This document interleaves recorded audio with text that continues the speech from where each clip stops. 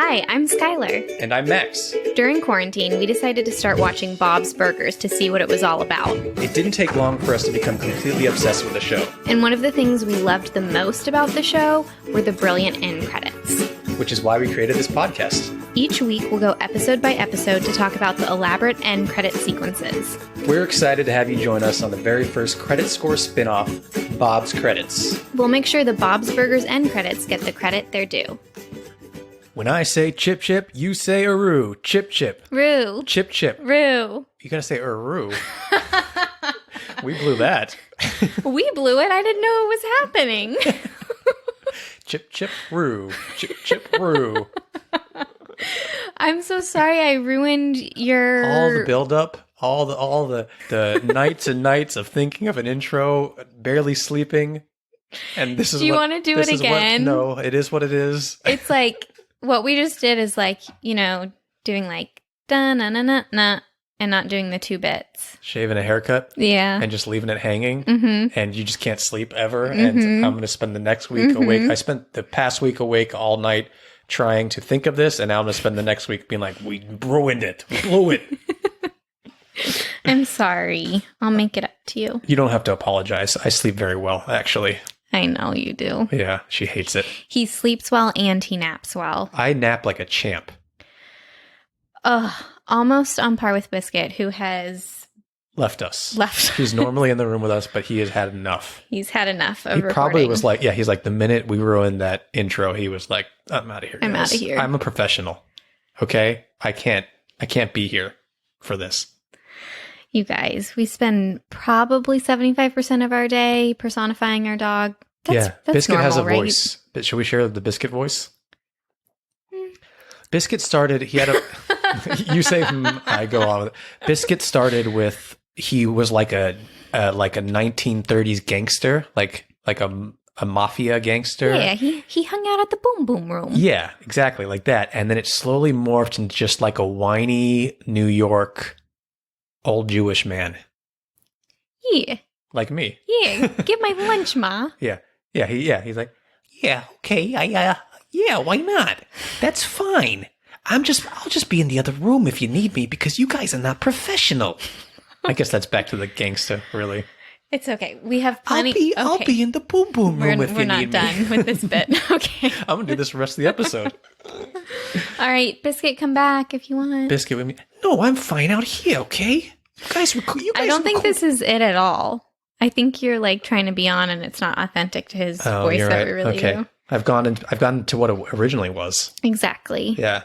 I think we should move on. Okay. You're right. She's giving me she's polite with her voice, but giving me the let's do this thing with her eyes. That's not true at all. Okay. We are on season 2, episode 8. But before we get into the title and synopsis of the episode, let's play Bob Pun or Max Pun. All right. Okay. Are you ready for these? I'm so ready. Okay. Your first pun is Coriander. I hardly know her. Burger. Max. How did you know that? Oh, there's 50 million reasons why I know that was you. One, we used coriander in our chicken soup. We do? Yeah, it was a big fucking deal. I had to Google spices and stuff. Don't you remember I made this glorious chicken noodle soup that you did not take one bite of because the coriander was recalled? Oh, that was that spice. Okay. So you just Googled that the two instances weren't linked for you? No. I forgot about the coriander debacle from last week. All right. I've been too busy thinking about our intro since then. Okay. I was too busy making chicken noodle soup for you and it's still sitting in the fridge. Well, it's got poisoned coriander in there. Okay. Your next pun is mayonnaise and confused burger. It could so be either of you. Bob.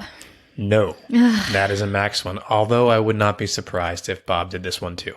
Okay, that was really good because mayonnaise is very classic on burgers. I was Googling stuff. I was Googling all sorts of stuff that you can put on burgers for I want that burger, to be honest.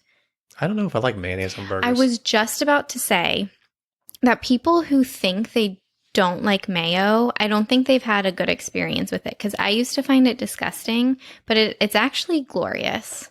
Well, I don't mind mayo. I just don't know that I like it on a burger. Unless you I mix think- it with something, but is Ooh, that still, ketchup. but is it still mayonnaise once you've done that? Aren't you Well, veering into Thousand Island in that point? At that I don't point? think so. Heinz is now making, I don't know what they call it, but it's half ketchup, half mayonnaise, like in a squeeze tube. That's like a product right now. Yeah. I feel like that would be really good in to dip your fries in. But so my mom grew up in Corpus Christi, a small kind of coastal town in Texas, and they had a burger called the Sissy Burger, and it doesn't have anything else on it except one slather of mayo, and it's really, really good. So I feel like you just haven't experienced it. Okay. Which, by the way, what a misogynistic name for a burger. So yeah. Yeah. It's like the G-rated version of calling it like the pussy burger. It just sounds so Texas. Yeah. Okay. Especially when you put a little twang on it. We just watched Borat 2, which was amazing, but a lot of it took place in Texas, and I feel like if a scene had taken place at a burger joint in Texas, someone would have been like, "That's a pussy burger." That's the pussy burger. You're eating the pussy burger, son. That's He said booger. the pussy burger. You're eating the pussy burger, son. Okay. That is for the ladies only. Because they have pussies. Okay. All right. Wow. I hope you are all listening to this with your children. So what I was saying is we have teased that if we get enough interest on our Patreon, Bob's credits on Patreon, by the way, that you will create recipes for these Max Pun burgers that we come up with. So I think the mayonnaise and confused burger would be a fun one to do. Let's do it. It could be So- like a... Isn't that in Texas too? Don't give it away. Early. Okay, I won't, but I'm already creating... We can also do the pussy burger if you want. Okay, I'm just going to say something I'm going to regret if Oh, you yes, talk please about do. this. Yeah, I'll totally make some recipes. Okay. All right, come on. So yeah, support us on Patreon. We're gauging if we're going to do bonuses and stuff like that, but we have to We have to have get enough supporters on there subscribers just first. to know that there's interest. Yep. We don't want to put all that time and effort into a couple sissies on the Patreon. I don't know. I was trying to work it in. Okay. I was tired of saying the P word. Okay. Your next burger is we bought a zucchini burger. Bob, Yes. I remember that from an episode. Damn. I hate when you remember them. I don't look at them anymore. Yeah. And you're usually like half asleep. So I'm hoping that you're not seeing the board. You guys, this is the show we watch right before we go to sleep. And it's like a weighted blanket for me. So I'm just like out. She's out. 10 minutes Skylar into the thinks Bob's episode. Burgers episodes are 14 minutes long. This morning I had to wake up and watch the rest of today's episode. When we started going back to watch all over again, especially for this podcast, we were watching so many episodes. I was like, wait, I've never seen this. I was like, yeah, you fell asleep halfway through this episode. Of course you've never seen this. As Pam says on The Office, when she's drunk at the Dundee's chili episode, she goes, "Ooh, second drink," because the ice melts into the glass and makes second drink. This was my second drink. I got to watch the episode and it was like all new again Yeah, brand because new. I hadn't seen the last 5 or 10 minutes. Skylar agreed to do a podcast about the end credits to Bob's Burgers while only seeing about half of the end credits to Bob's Burgers. Okay. Okay. I'm sorry, Sorry, I don't drink 8 cups of coffee and I'm up till 12 like you are, Max. All right. Okay, your last burger is the Zach Saffron Burger. Ooh, that's good, Max. Yes. Really? Saffron? Did I have an incident with saffron too? Because how did you know that I would come up with saffron? Because I know that you're Googling spices now. It's true. I shouldn't have given that away. Damn, I'm ruining this. Okay, so Okay. you got all of those right? Oh my gosh. Did you get mayonnaise and confused for me? Oh, you know what? I I never can't remember. We said this last episode. Yeah. Like we lose count. But of- it would be so obvious if you're listening to the episode. I think overall, like lifetime so far, That I'm doing you're really killing good. it. Yeah. Oh, There's only like I'll one or take 2 it. weeks where you struggled. So it's time to move on to this episode. Skylar, will you give us the title and synopsis, please? Absolutely. This is one of my top episodes, I think. Really? I think so. Okay, do tell. All right. The title is Bad Tina. And here's the synopsis. Tina's thriving. She has her family. She has her erotic friend fiction. What more could a girl ask for? But this all changes when the new girl, Tammy, arrives at school and casts her mean girl spell on Tina. Tina follows every one of Tammy's commands because she swears this will be how she gets Jimmy Jr. to like her. But when Tina says she doesn't want to skip school, Tammy has a total crap attack and threatens to give Tina's erotic friend fiction to Jimmy Jr. And then when Tina gets grounded, Tammy ups the stakes. She's now going to read it to the whole school. Linda does some great parenting, and Tina just decides to read a newer, freakier piece of her erotic friend fiction to her class. She calls it Buttloose. I love it. Another Footloose reference. Another Footloose reference. After the episode 1, the Belchies. Yes, the Goonies themed episode. Yeah. I should also say that Jean and Louise help get the erotic friend fiction back from Tammy after she stole it. And this is one of the episodes when they learn that she has done that to their sister. They're just like, nobody messes with our sister. Like, Louise says it's a privilege, not a right. Yeah. To mess with Tina. It's the best. Like they will rip into each other, but they will also be there to save each other or take care of each other. It's right. I love relationship. Yeah. I love it. The heart is what makes it so special. This episode was released on May 13th, 2012, and was written by Holly Schlesinger and directed by Jennifer Coyle. Ooh, yeah. Okay. I'm getting familiar with these names. I mean, Holly, we mentioned last episode, did a voice. Yes. Yeah. So they pop up and do voices and stuff. And love it. Do you have any fun information for us regarding this episode before we get into the credits? Do I? The look she just gave me. Okay. So I have one really big, interesting fact, but we should hold off and talk about it when we are looking at the actual credits. Ooh, a teaser. But we do have some first appearances. Ooh. So this is Tammy's first appearance, which I am so excited for, mainly because when Tammy becomes a really great character, they put Jocelyn next to her all the time. So I'm really looking forward to that. No one is more excited about that than I am. Yes. We know that. Jocelyn, all-time favorite. All-time favorite.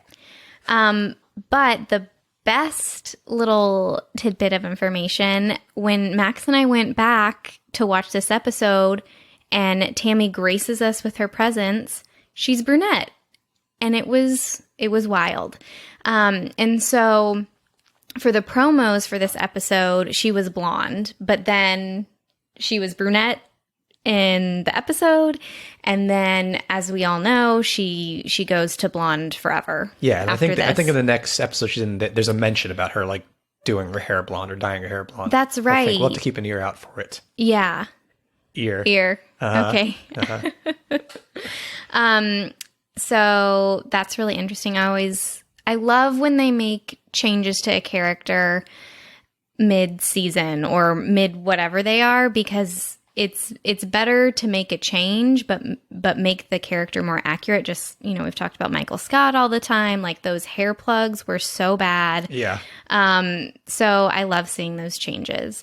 And also, just going back to something we said at some point during an earlier episode we recorded, we were questioning which way because they both have those ponies. Ponytails. Yeah. They have them the same direction, I guess. I thought one went one way, one dog goes this way, one dog goes that way. I think I even said that, but in they both go the Spaghetti same Western, way.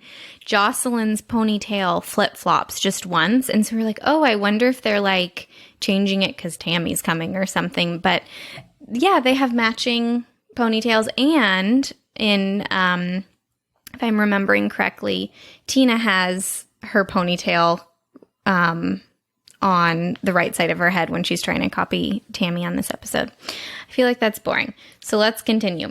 We also have, I have to mention her new appearance when Tammy makes her over. It is so funny to me because Tina doesn't have lips. So her lip gloss is just like this, like jellyfish, like over her slits of a mouth. Yeah.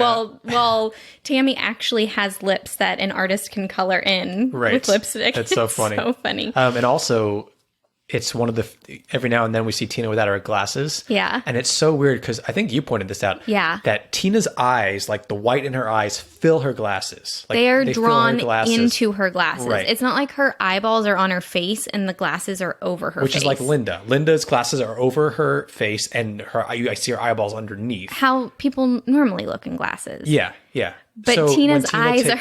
Yeah, so when Tina takes her glasses off, you're so used to those being her eyes, technically. Squares. Yeah, so she's got this little, like... It just looks really funny. Weird. Especially with the eyeshadow and everything. Yeah. So we also have the first appearance of Miss Jacobson. Do you happen... Miss Jacobson... is a teacher. Uh-huh. I think in a later episode... when Bob and Linda go to like prom or a school dance, she's there. I think Bob vomits on her, or Linda. Okay. No, Linda does. But she's a teacher, and she's first introduced in one of Tina's friend fantasies. So she is a key character in her friend fiction, I mean. Interesting. Poor Miss Jacobson. Poor Miss Jacobson. And speaking of that fantasy, this is also when we meet Chad the zombie. I'm not positive if he becomes a reoccurring fantasy figure, but hey, Chad. This was his first appearance? First appearance. Oh. Yep. Okay. All right. Well, I have a question for you. Biscuit's back. Yeah, I came back come into here. your room now. I'm going to record the podcast with you guys. Question for you. The reason Tina starts writing erotic friend fiction is that she has fan fictionalized every TV show possible. And so she has to turn to her own life for inspiration. Would you like to hear all the erotica she's written? Yeah. All right. I think this is all lined up on her desk. Yeah. Erotic Twilight, duh. Erotic Lord of the Rings. Erotic Harry Potter, Erotic Cinderella, Sexy Simpsons, Erotic Gossip Girl, Sexy Sesame Street, Erotic ER, Erotic, this word is hard to say over and over again, Erotic Law and Order, Sexy... Coleslaw and Order. Yep. Sexy 60 Minutes, which is my favorite. Yeah. Erotic Garfield, Sexy 90210, Erotic Good Wife, another favorite, and Erotic Muppets. She has a very interesting... broad taste. Just like watches. Jean. I feel like she watches like CBS a lot. CBS primetime. I love it. And then just a little fun fact, a student in the cafeteria has a Burger Boss lunchbox. Oh, a little Yeah. callback to the Burger Boss episode. Exactly. Okay. Retro. Yeah. And then last week we were talking about continuity errors, and this one will play into a scene that's really important for the credits. So at the end scene, when Tammy's going to read her erotica, Tina has brought her Buttloose book to read from instead, and it's pink. So I think they made it pink so you know that it's hers, that Tammy still has the original one. Yeah. Because that's black. But there's one shot where her cover of Buttloose is black instead of pink. So it's a little goof. So maybe we can see it when we look right now. Okay. So I'll play the last few moments. Did we mention that in the synopsis that Bob's obsessed with cake? No. Okay. So Bob gets obsessed with cake, which is kind of like, it's parody of Stomp. Yeah. Where they play patty cake on stage, like a Broadway show. I'm kind of into it too. Yeah. So Bob learns that Mr. Frond is a big cake, whatever they call it. Cake daddy. Cake daddy. Patty daddy. Patty daddy? Jesus. So they're playing together to end this episode. You guys gotta take this outside. Let's take it outside. Okay, let's go. All right, see you later. Okay. Having your parents at school, there's nothing more embarrassing than that. Okay, so we've got the generic sequence, technically, but a few things have changed. Yes. What? It's in black and white. It's all black and white. There's no color. No color. You know what? I think we should chat about her Fantasy. about Buttloose. Yeah. Okay.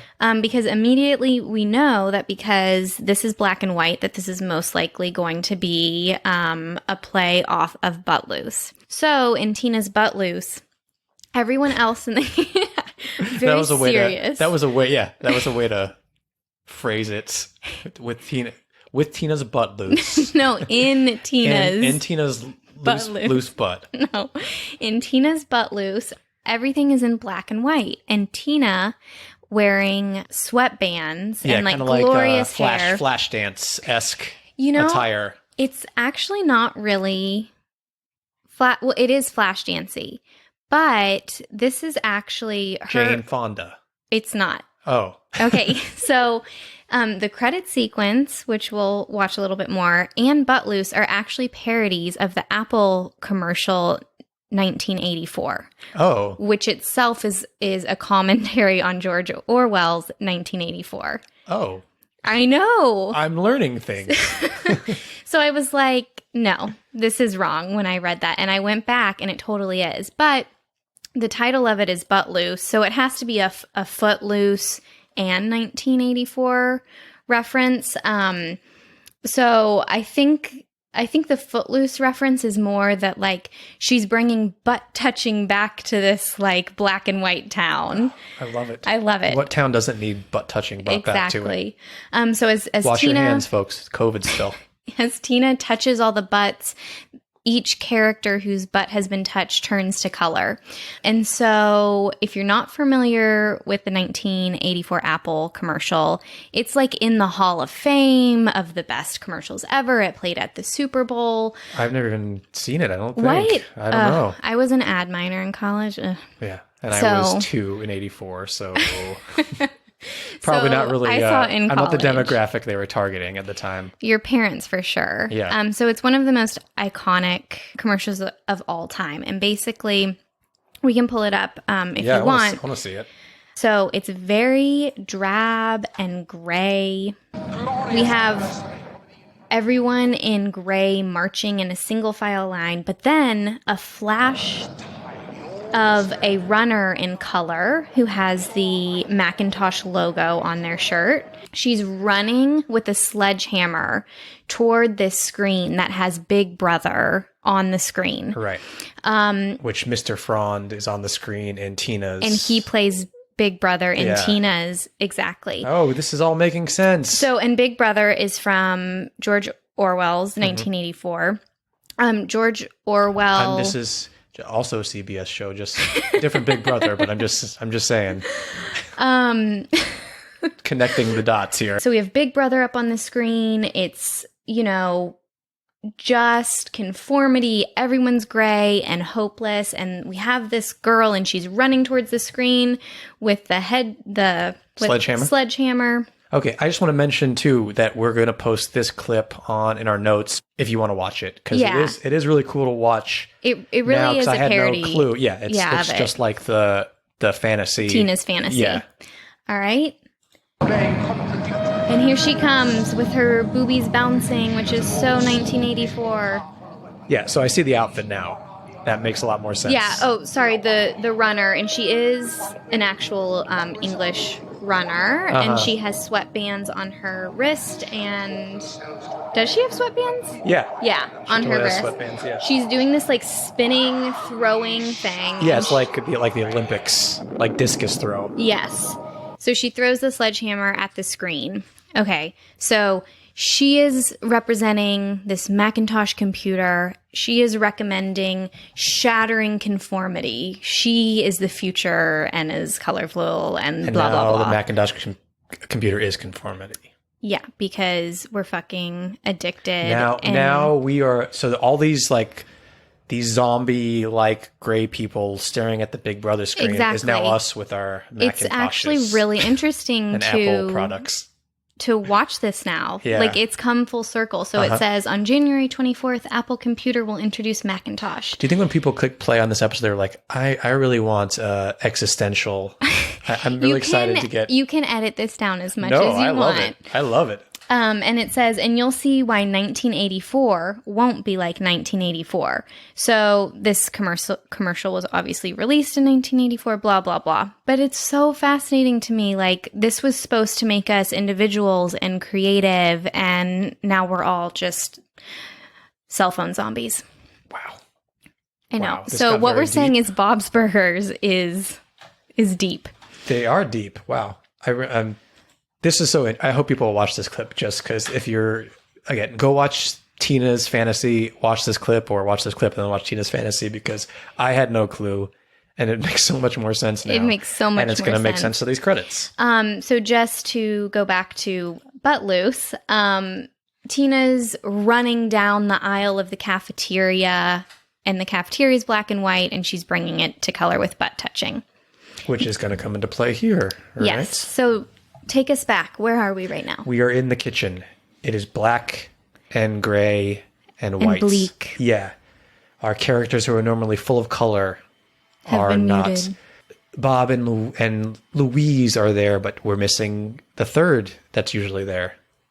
Tina. Oh, we also have the theme song with some patty cake going on. Dun. Yeah. So with that horn that comes in there, what happens? Tina Yeah. in her pink leotard and pink sweatbands and this glorious mane of hair. Like a horse, Like a horse. probably purposefully, Comes purposefully. running through the kitchen with pink glitter behind her. And as she runs through the scene, she brings it to color. The characters get colored and she Yeah, just the disappears. characters. She runs from the right of the screen to the left of the screen. She disappears. And Louise and Bob go about their normal business. Linda's going to appear in the window shortly. But Linda's in black and white. Like Pleasantville. And we hear that little ting, like pixie dust, Pixie fairy dust. dust. And we assume we don't see Tina because But we she's see her pink sparkles. right. She's below the window apparently. She's too short, so she must have run by her mom, and her mom gets filled with color. Yep. I love the horns and the patty caking. I love I'm really it. into it. Still no Gene. Gene comes in full color and walks across Because to he's his. always in color. Yeah. Oh, I wanted one more. I thought that's what I've seen. So I've watched this probably about 3 times in the Mm-hmm. past couple of days, and I always want Gene to like not be in color, and then Tina runs by again. But I guess Yeah. they just not They're- enough time, or they've already. They're like too much. Yeah, I guess that's my if we're gonna pick some highlights and lowlights right now. That's my low light. Yeah, Gene. I wanted more. Gene deserves to be. I would watch Tina run in her pink outfit all day. Is that your highlight? That Tina's running around in her pink outfit. You know what? Sure. Yeah. This whole thing is a highlight to me. I love the patty cake horn music. I love that it's tying the episode The 2 storylines. with a runner. It's Yeah. so good. Yeah, Ooh, I'm feeling good about this one. me too. Me too. My highlight is everything. It's so satisfying to see things go from black and white to color. There's pink sparkles. Like, everything's better with pink sparkles. Tina's fabulous. Tina's hair is fabulous. So those are all my highlights. My low light is I wanted it to be longer. Yeah, and mine is just that I wish like Gene was not colored, and then she came by and colorized him. I'm going to give it a 9. You're gonna give it. You're already scoring. Yeah. Okay. Was I not supposed to? Yeah, you can. We have our new franchise, though. Yeah, are these credits better than the episode itself? And No. No, It's a very good episode. but it also you kind of have to see the episode to understand the credits. Sometimes you Yeah. don't need that, and they're so much better than the actual Yeah. episode. But I think this one, it's not better. It's a really good episode, and it complements it very well. And now it's time to score this episode. I wonder what you're going to give it. We score on a scale of 1 to 10 H's at the end of Tina's Us. Skylar, I'm just like on the edge of my seat here. What are you going to give these end credits? A 9. What? No way. Mind blower.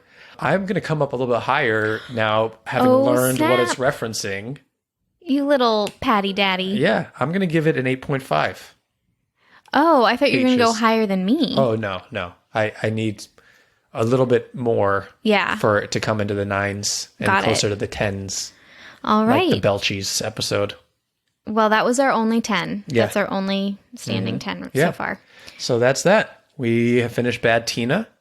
Next week, we will be on to the next episode. I don't know what number this was. I don't know what the next episode is. Next week, we'll be on to episode 9 of season 2. Thank you, everyone, for listening. As always, if you could leave us a review on Apple Podcasts or wherever you're listening to this, it helps us out a lot to have those 5-star reviews. Follow us on social media. Bob's Credits all across the board. One word. And support us on Patreon if you will be so kind, so that we know, like we said, we want to do those bonus episodes. We want to do some bonuses, but we don't want to do it if people aren't interested. There's no point. Yep. So let us know by supporting us on Patreon. Anything else? I'd leave anything out? Nope. Do you want to say your sign off in Biscuit's Mafia voice? Well, I was just going to say, don't conform, kids. Stay Don't saucy. Oh, I like But I that. could do that in Biscuits. Yeah. All right. Don't conform, kids. Stay saucy. Oh, I loved it. You sounded like a That was like a His damsel. Girl Friday. Yeah, you sound like a damsel in distress. I'm in a newspaper room. Yeah, see, I'm we not a talk real damsel. fast here in this era. What do you want? We got to get I the don't paper know. out. I can't do it. All right, that's a good way to end the episode.